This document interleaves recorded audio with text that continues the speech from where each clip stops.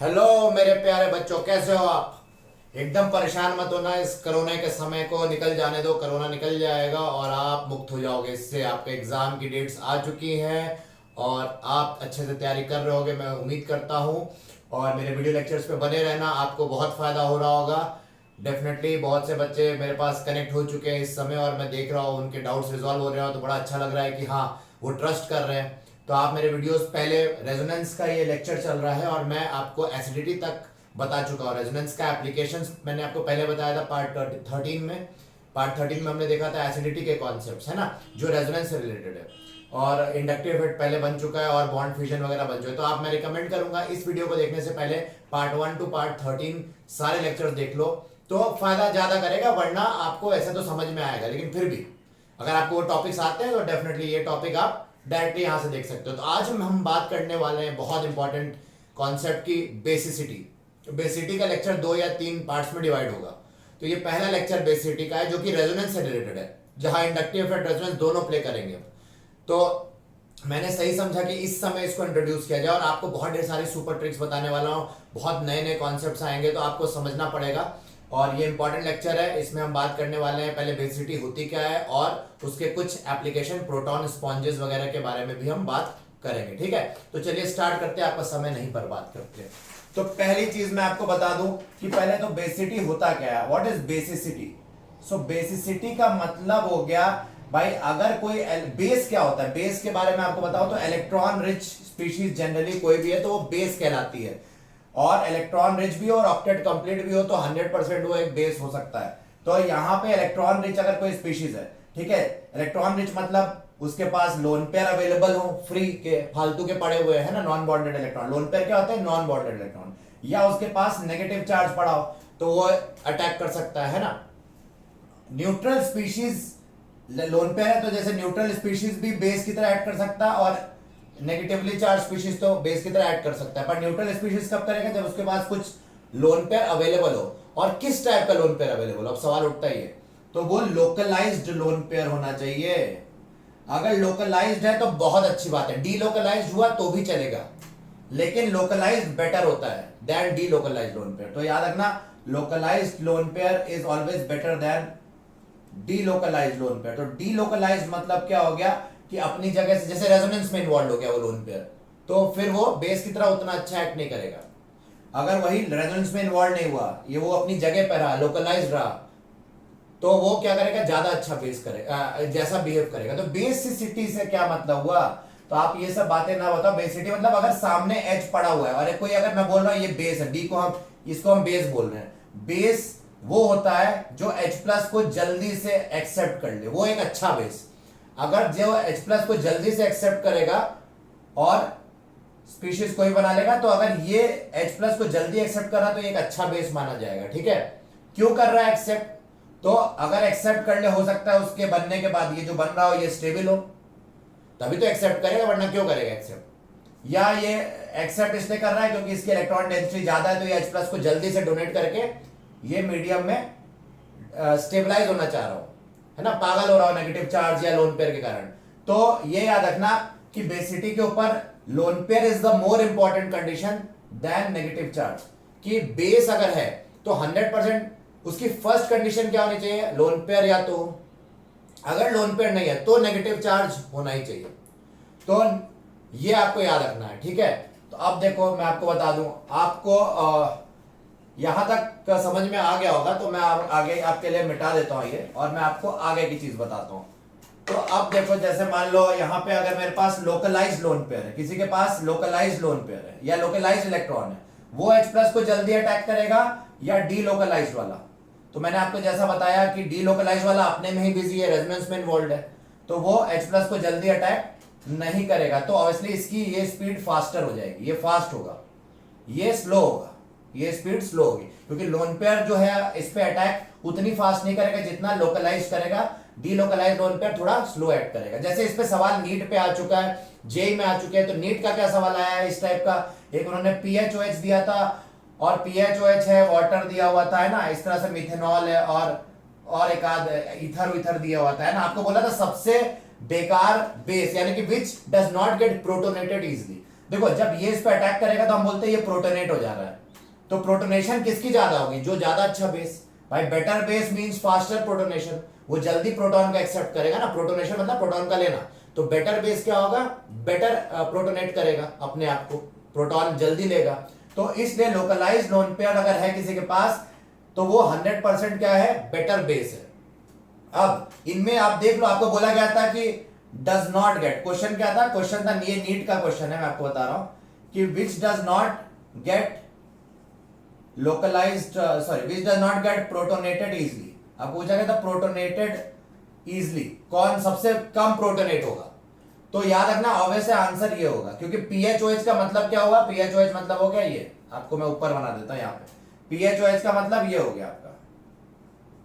और यहां पे ऑक्सीजन के पास जो लोन पेयर है वो रेजोनेंस में ऑलरेडी इन्वॉल्व है, वो बिजी है रेजोनेंस में। तो अगर पास में H+ पड़ा होगा तो क्या ऑक्सीजन इस H+ को भाव देगा? उतना नहीं देगा, पूछेगा भी नहीं, ज्यादा थोड़ा मोड़ा पूछेगा डेफिनेटली, पर उतना नहीं। तो क्योंकि अपने में ये खुश है, ये अपनी जिंदगी में खुश है, ये डीलोकलाइज करके अपने घर में कूद कूद के ये बहुत खुश है कि हाँ मेरे इलेक्ट्रॉन्स डीलोकलाइज्ड है, तो ये स्टेबल हो रहा है।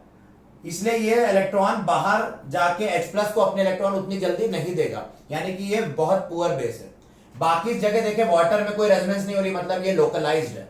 यहाँ पे लोकलाइज्ड है, यहाँ पे भी ये रेजोनेंस नहीं हो रही, यहाँ पे भी लोकलाइज्ड है, यहाँ पे भी रेजोनेंस नहीं हो रही, ये भी क्या है? लोकलाइज्ड है। सिर्फ इसमें क्या है? इलेक्ट्रॉन से ये जो है ये क्या है? डीलोकलाइज्ड है। तो डीलोकलाइज्ड मैंने बताया इलेक्ट्रॉन्स उतने अच्छे बेस नहीं होते हैं, क्योंकि वो अपने में ही बिजी है। तो वो H+ पड़ा हुआ सामने, उसको इग्नोर कर देते हैं, उसको जल्दी अटैक नहीं करते हैं। ठीक है, तो ये आंसर हो गया आपका POH। OH is not going to get protonated easily, मतलब ये प्रोटॉन को जल्दी नहीं लेगा।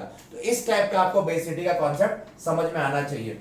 आप नोट करते जाना, वीडियो पॉज करके, और पूरा लेक्चर जरूर देखना, नोटबुक में होना चाहिए आपके। ठीक है, देखो चलो आप, अच्छा कई बच्चे बोलते हैं सर आप इतना फास्ट पढ़ाते हो। तो फास्ट इसलिए पढ़ाते हैं क्योंकि आपका टाइम एक तो क्रूशल है, दूसरा मुझे कोई वो इच्छा नहीं है कि मैं बहुत लंबे लंबे वीडियो बनाऊं। बन गए तो बन गए, किस्मत से बन गए, मान लो कहीं जरूरत पड़ी तो मैं हो सकता है 2-2 घंटे का भी बना दूं। लेकिन मैं ये सब सोच के नहीं बनाता, मैं ये चाहता हूं कि कम टाइम में ज्यादा से ज्यादा इंफॉर्मेशन दे, तो थोड़ा फास्ट बोलता हूं। आप चाहो तो उसकी स्पीड स्लो करके भी देख सकते हो मेरे वीडियोस को। तो मैं ऐसे बोल रहा चलो बच्चों आओ, आपको फनी लगेगा, आपको मजा आएगी, लेकिन आप वो भी करके देख सकते हो। क्योंकि देखो फास्ट पढ़ाना इसलिए, बहुत से बच्चों को ऑलरेडी बहुत से वीडियो देख चुके होते हैं, बहुत कोचिंग जाके उनको आता होता है, वो चाहते नहीं अपना टाइम बर्बाद करें, तो वो चाहते हैं फास्ट फास्ट मिले, क्विक क्रैश कोर्स टाइप का हो। तो ये बहुत क्विक मेरे वीडियोस आते हैं, बहुत फास्ट फास्ट, तो आप फायदा उठा सकते हो। चलो नेक्स्ट आगे बढ़ते हैं, बकवास नहीं करते। यहाँ पे आपको और क्या पूछा जा सकता है, तो कुछ हम क्वेश्चंस लेते हैं। हम IIT JEE, देखो मैंने आपको बताया मैं JEE और नीट सबके क्वेश्चन लूंगा। ठीक है, तो चलिए मैं आपके लिए कुछ क्वेश्चंस लेता हूँ यहाँ से। आपका क्वेश्चन IIT JEE एडवांस में, ये उस समय एक्चुअली एडवांस और मेंस का कॉन्सेप्ट अलग होता था। तो चलो हम लिख देते हैं JEE 2004 में पूछा गया था अभी के लिए, कि बताओ यहाँ पे, सॉरी हाँ, यहाँ पे आप बताओ COH है और यहाँ पे आपका इस टाइप का था NH3+ और NH3+। आपको बताना था ज्यादा अच्छा एसिड कौन है, मतलब एसिडिटी ऑर्डर बताना था। इसको Y लेवल किया गया, इस साइड को इन्होंने शायद X लेवल किया, इसको Z। आपको बताना था X greater than Y greater than Z, या X greater than Z greater than Y, या कुछ कुछ जो भी था। तो चलो देखते हैं क्या ऑर्डर हो सकता है। एसिडिटी का ऑर्डर बताना था, बेसिडिटी का नहीं बताना था। तो बात चलो देख लेते हैं अभी, क्योंकि आ गया है तो बात कर लेते हैं इसकी। आपको मालूम है COH अगर साक्षात मौजूद है तो ऑब्वियसली ये बेटर एसिड है, तो ये कोई डाउट नहीं है कि X is the maximum acidity. दूसरा NH3+, अगर ये H दे जल्दी तो इस पे क्या चढ़ जाएगा? NH2 बन जाएगा, ये न्यूट्रलाइज हो जाएगा। और NH2 ग्रुप किसके पास आ गया है? एक -I है, क्योंकि COH कैसा ग्रुप है? -I। तो -I ग्रुप अगर रेफरेंस ग्रुप के पास लगा हो तो वो ज्यादा अच्छा एसिड साइट माना जाता है। तो डेफिनेटली यहाँ पे ये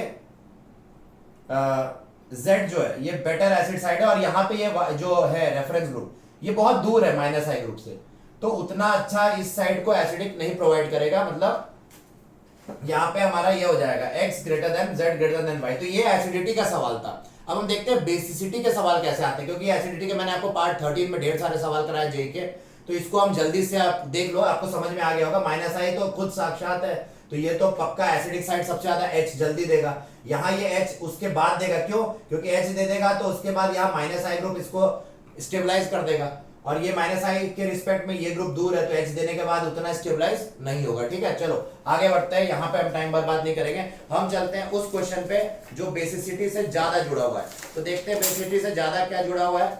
इन्होंने 1997 में दिया था, जेई मतलब IIT 1997। तो यहाँ पे क्या दिया है कि आपको decreasing order of basic strength बताना है। तो आपको एनायन दिए हुए हैं OH minus, NH2 minus, CH3, CH2 minus और CH triple bond C minus. आपको बताना है बेटर बेस कौन है, बेसिसिटी ऑर्डर है ना, बेसिसिटी ऑर्डर में अरेंज करना है, शायद यही है। हाँ चलो देखते हैं। तो आपको बताया कि अगर बेस है तो हम क्या करते हैं, इनको पहले प्रोटोनेट कर देते हैं। अब आपको एक ट्रिक बता रहा हूं कि बेसेस को अगर हम प्रोटोनेट कर दें, है ना, आपको बताया था बेस अगर प्रोटोनेट हो जाए और अगर ये कंपाउंड जो बन रहा है वो स्टेबल हो जाए, अगर ये स्टेबल है तो ये स्ट्रॉन्गर बेस रहा होगा। क्यों?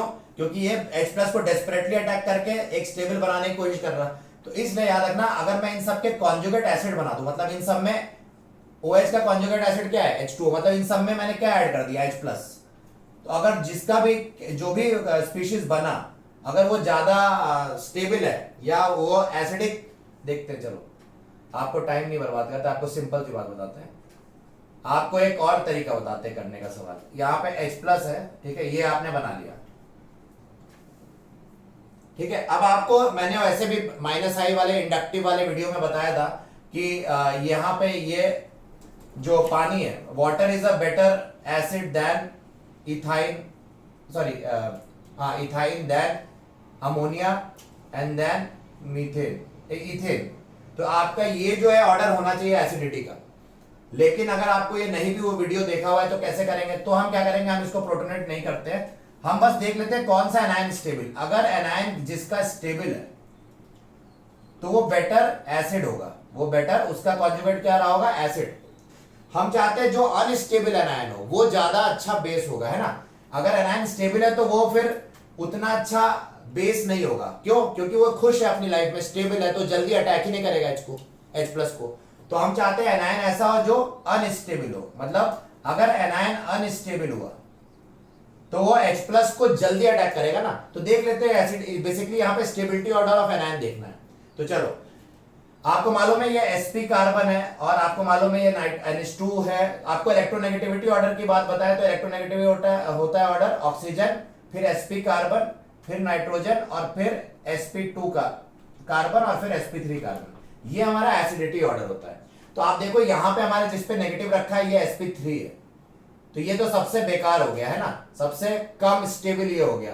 फिर यहां पे हम अगर देखें तो नाइट्रोजन है, चलो ये थोड़ा और हुआ, तो यहाँ पे, और ये OH है, OH तो सबसे ज्यादा स्टेबल। तो अगर हम 1 2 3 और 4 बात कर ले तो 1 स्टेबल है। अगर मैं स्टेबिलिटी ऑर्डर लिखूं तो 1 is most stable, then carbon sp वाला, दैट मींस ये वाला 4th, देन नाइट्रोजन जो कि सेकंड है, और फिर sp3 जो कि थर्ड है। तो ये अगर स्टेबिलिटी ऑर्डर है तो अनस्टेबिलिटी ऑर्डर क्या हो जाएगा, इसी का उल्टा हो जाएगा। अनस्टेबल मतलब इसी का उल्टा कर देंगे, अनस्टेबल। और अनस्टेबल जो ज्यादा एनायन होगा वही अच्छा बेस होगा। तो आपका बेसिसिटी ऑर्डर डेफिनेटली ये हो जाएगा कि सबसे ज्यादा अच्छा बेस हो गया आपका इथाइल, जो आपका एनायन है, कार्बन एनायन है, ये सबसे अच्छा बेस। फिर आपका ये NH2 माइनस ग्रुप, फिर आपका ये वाला ग्रुप एसिटिलाइट जो आयन है, और यहाँ पे आपका फिर OH माइनस आयन। तो आपका इस तरह से ऑर्डर हो जाएगा। तो आपको ये बेसिसिटी का सवाल में आपको क्या देखना है, अगर एनायन दे दिया तो अनस्टेबल एनायन कौन है, ठीक है। तो चलो आगे बढ़ते हैं। फिर अब आपको क्या करना है, एक और क्वेश्चन चलो आपकी खुशी के लिए लेते हैं। ये IIT 2000 का है। इसमें इन्होंने दिया हुआ है, क्या बताना है कि स्ट्रॉन्गेस्ट बेस कौन सा, क्या पूछा गया है, स्ट्रॉन्गेस्ट बेस। स्ट्रॉन्गेस्ट बेस में क्या बताना है आपको कि C6H5NH2। चलो मैं ऐसे बना देता हूं, C6H5NH2 मतलब ये हो गया। और क्या दिया हुआ है इन्होंने, पैरा नाइट्रो एनिलीन। अच्छा, एक इन्होंने ये दिया हुआ है NH2 और यहाँ पे NO2 लगा दिया है। NO2 को मैं ऐसे बना देता हूं, ठीक है। और क्या दिया हुआ है, मेटा नाइट्रो एनिलीन, और एक मेटा दिया हुआ है, मेटा नाइट्रो एनिलीन। चलो यहाँ पे मेटा है ना। और क्या दिया हुआ है इन्होंने, और इन्होंने एक बेंजाइल अमीन दिया हुआ है, बेंजाइल अमीन CH2NH2। देखो सिंपल सी बात है, बहुत आसान सवाल है। स्ट्रॉन्गेस्ट बेस, मैंने बताया था अगर डीलोकलाइज्ड होगा इलेक्ट्रॉन तो वो वीक बेस होगा, मतलब वो उतना अच्छा जल्दी वो H+ पे अटैक नहीं करेगा। अगर वो लोकलाइज्ड इलेक्ट्रॉन होगा तो वो बेटर बेस है ना। अच्छा बेस क्या होगा? Localised electron. देखते हैं यहाँ पे लोकलाइज्ड इलेक्ट्रॉन कहीं है, देखो यहाँ तो डीलोकलाइज्ड है, इन तीनों केसेस में देखें तो इलेक्ट्रॉन क्या है? डीलोकलाइज्ड है। लेकिन ये इकलौता ऐसा केस है जहां पे इलेक्ट्रॉन क्या है? लोकलाइज्ड है, रेजोनेंस में नहीं जा रहा क्योंकि रेजोनेंस की कंडीशन नहीं फुलफिल हो रही। इस डबल बॉन्ड के अगर यहाँ पे ऑल्टरनेट पोजीशन पे, मतलब ये कार्बन और ये यहाँ लोन पेयर होता तो चलो रेजोनेंस हो जाता, पर यहाँ पे लोन पेयर तो रेजोनेंस नहीं हो रही। यहाँ पे इस ये वाला लोन पेयर जो है ये क्या बोलेंगे? लोकलाइज्ड है। ये क्या है? रेजोनेंस में पार्ट नहीं ले रहा, मतलब क्या है? Localised electron pair. यानी कि अगर लोकलाइज्ड है तो ये सबसे अच्छा बेस। क्यों? क्योंकि ये फ्री है, रेजोनेंस में नहीं जा रहा है। ये H+ अगर कहीं सामने पड़ा होगा उस पर जल्दी अटैक करेगा। तो ये कॉन्सेप्ट है हमारा स्ट्रॉन्गेस्ट बेस, तो डेफिनेटली ये स्ट्रॉन्गेस्ट बेस हो गया। तो देखो इतना ये सवाल देखने में डरावने लगते हैं, बनाने की कोई जरूरत नहीं। सीधा देखो लोकलाइज्ड इलेक्ट्रॉन अगर है तो आंख बंद करके वही कर दो। अगर इन्होंने ये नहीं दिया होता तब इन तीनों को कंपेयर करते बेसिसिटी में, तो वो आगे देखेंगे हम। वैसे भी आपको मैं अभी बहुत से क्वेश्चंस कराने वाला हूं at the end of inductive and resonance. Inductive तो हो चुका है, रेजोनेंस करने के बाद हम एक क्वेश्चन राउंड लेंगे, बहुत इंपॉर्टेंट, ढेर सारे क्वेश्चंस का। ठीक है, तो चलो ये था हमारा रेजोनेंस का कॉन्सेप्ट पार्ट 1 बेसिसिटी का। जो बेसिसिटी से मतलब पार्ट 14 है ये वीडियो रेजोनेंस का, और बेसिसिटी का पार्ट 1 है, समझ रहे हो आप? 14 पार्ट है लेक्चर, पर ये बेसिसिटी का पहला वीडियो है जिसमें आपको मैंने बेसिसिटी से इंट्रोड्यूस किया और कुछ क्वेश्चन जेई के कराए। अब हम नेक्स्ट पार्ट में देखेंगे कि बेसिसिटी का एनसीईआरटी जो मैंने डिकोड किया आपके लिए, कि एनसीईआरटी के ऊपर अगर आप बोर्ड लेवल पे दे रहे हो या एनसीईआरटी पे दे रहे हो, तो नेक्स्ट वीडियो में आपको दिखेगा कि सारे सवाल एनसीईआरटी के मैं आपको बना के दिखाने वाला हूं और उसकी एक सीक्रेट मेगा सीक्रेट ट्रिक देने वाला हूं। ठीक है, बहुत इंपॉर्टेंट, जिससे सारे एनसीईआरटी के बेसिसिटी के क्वेश्चन बन जाएंगे। क्लास 12 में भी अमाइंस चैप्टर में है जो, वो भी बन जाएंगे। और इसके बाद फिर मैं आपको बताने वाला हूं नए कॉन्सेप्ट जिसमें गुआनिडीन, जो आईआईटी जेईई के purely strong concept, BITSAT, IIT JEE, इन सब सारे या नीट में पूछे जाते हैं। गुआनिडीन, एमिडीन है ना, एमिडीन डेरिवेटिव, पेरोल, पिरिडीन, इन सब सिस्टम्स को मिला के बेसिसिटी पे क्या एप्लीकेशन है वो मैं आपको उसके बाद वाले वीडियो में बताऊंगा। तो आप मेरे ये वीडियो सीरीज देखते रहो और नेक्स्ट वीडियो का इंतजार करो, जल्दी आ रहा है, मतलब अभी जस्ट नेक्स्ट वीडियो वही आ रहा है, तो आजकल में आ ही जाएगा वो भी वीडियो। तो आज ये आ रहा है और कल वो हो सकता है या आज ही आ जाए, है ना, क्या पता। तो चलो, थैंक यू सो मच। इसको शेयर करो, सब तक पहुंचाओ और सबका फायदा करो, अपना भी फायदा करो, है ना। चलो, take care, thank you so much, enjoy.